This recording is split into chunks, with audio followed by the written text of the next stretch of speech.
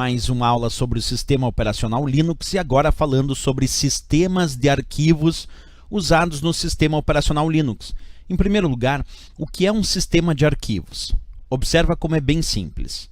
Quando eu utilizo um determinado sistema operacional como Linux e também como Windows, e eu quero agora gravar um arquivo lá no disco rígido, é necessário um sistema de arquivos que indica para o sistema operacional como ele vai gravar esses arquivos lá no disco rígido e como ele vai posteriormente ler os arquivos armazenados naquele disco rígido. Ah, professor, então o sistema de arquivos é só para disco rígido? Não, nós podemos ter a ideia de sistemas de arquivos também associados a outras unidades. Por exemplo, existe um sistema de arquivos para indicar para o Linux como ele grava os dados num pendrive. Existe um sistema de arquivos que indica para o Linux como ele grava dados num CD ou num DVD. Isto é, um sistema de arquivos, na verdade, é um conjunto de regras que indicam para o sistema operacional, seja ele Windows ou Linux, como esse sistema operacional vai gravar os arquivos e posteriormente vai ler os arquivos das unidades de armazenamento, como, por exemplo, o disco rígido que está em discussão nesse momento. Ok? Esse é o primeiro ponto. Agora, qual é o segundo ponto para efeito de provas de concurso?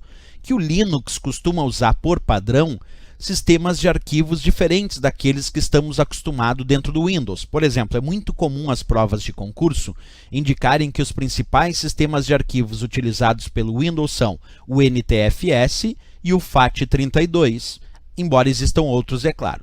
Já dentro do Linux, quando a gente pensa nas diversas distribuições Linux, os principais sistemas de arquivos utilizados por essas diversas distribuições Linux são os Razer, e aí eu estou colocando em jogo o Razer FS, que é um sistema de arquivos utilizado por algumas distribuições Linux, e também os famosos os EXT. E aí vale o EXT2, vale o EXT3, o EXT4, que são sistemas de arquivos muito utilizados nas diversas distribuições Linux. Então, quando a gente pensa em respostas de provas de concurso público, isso é relevante. As provas perguntam se Razer FS, EXT2, EXT3, EXT4, EXT2, EXT3, EXT4 são exemplos de sistemas de arquivos muito utilizados nas diversas distribuições Linux. Isso está correto, isso está corretíssimo.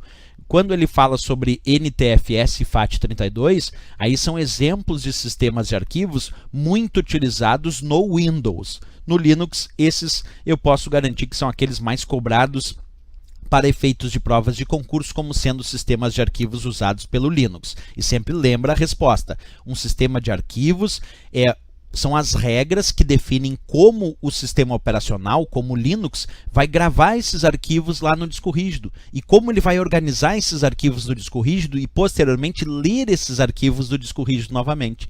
Isso é o significado genérico de sistema de arquivos. Outra dica importante quando a gente fala sobre isso é que dentro dessa lógica, esses principais sistemas de arquivos do Linux costumam limitar o nome dos arquivos com até 255 caracteres. Então, os nomes de arquivos que tu vai dar lá no sistema operacional Linux tem uma limitação de até 255 caracteres, isso descrevendo aí os sistemas de arquivos mais utilizados pelo Linux. Certo, pessoal? É isso que a gente tinha nessa aula do Linux. Na próxima a gente volta com mais informações deste sistema operacional. Até lá, se gostou do nosso vídeo, não esquece, marca gostei e também se inscreve no nosso canal. Bons estudos! Valeu!